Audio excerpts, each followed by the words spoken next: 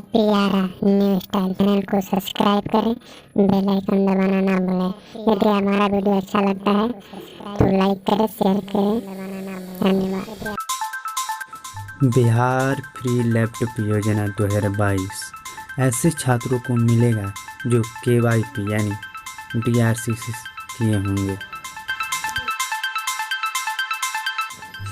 KYP अर्थात कुशल युवा कार्यक्रम जो मुख्यमंत्री द्वारा चलाया जा रहा है। जो पढ़े होंगे उन्हीं छात्रों को बिहार सरकार द्वारा एक लैपटॉप फ्री मिलेगा।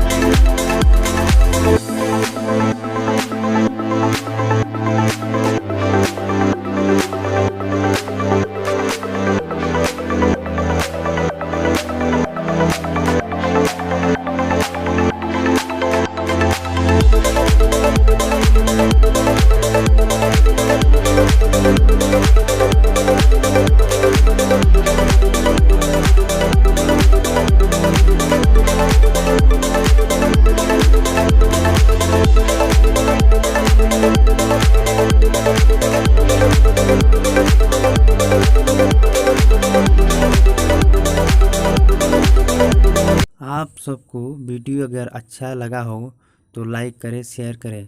हाँ, और चैनल को सब्सक्राइब करना ना भूलें। Thank you.